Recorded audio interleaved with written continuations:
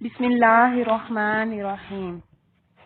مفسر شہیر حکیم الامت حضرت مفتی احمد یار خان علیہ رحمت اللہ الحنان ایک حدیث پاک، جب عشرہ آ جائے اور تم میں سے کوئی قربانی کرنا چاہے تو اپنے بال و کھال کو بالکل ہاتھ نہ لگائے کے تحت فرماتے ہیں، یعنی جو امیر وجوباً یا فقیر نفلاً قربانی کا ارادہ کرے وہ ذوالحجۃ الحرام کا چاند دیکھنے سے قربانی کرنے تک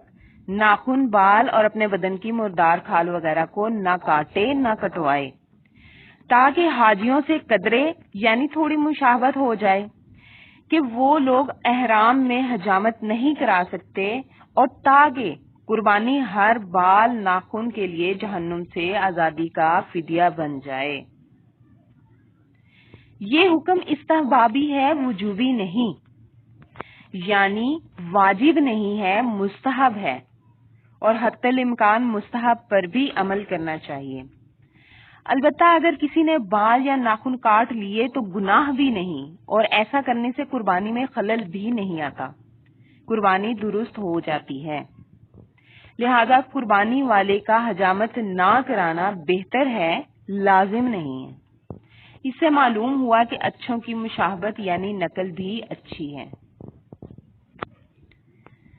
مفتی صاحب رحمۃ اللہ تعالی علیہ مزید فرماتے ہیں، بلکہ جو قربانی نہ کر سکے وہ بھی اس عشرہ یعنی ذوالحجۃ الحرام کے ابتدائی 10 ایام میں حجامت نہ کرائے، بقرہ عید کے دن بعد نماز عید حجامت کرائے تو انشاءاللہ عز و جل قربانی کا ثواب پائے گا۔ سبحان اللہ۔ یاد رہے 40 دن کے اندر اندر ناخن کاٹنا یا بال کاٹنا ضروری ہے۔ 40 دن سے زیادہ تاخیر گناہ ہے۔ چنانچہ میرے آقا اعلی حضرت امام اہل سنت مجدد دین و ملت مولانا شاہ امام احمد رضا خان علیہ رحمت الرحمن فرماتے ہیں،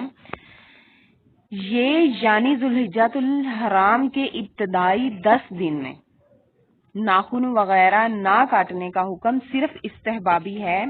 کرے تو بہتر ہے، نہ کرے تو مذائقہ نہیں۔ نہ اس کو حکم عدولی یعنی نافرمانی کہہ سکتے ہیں،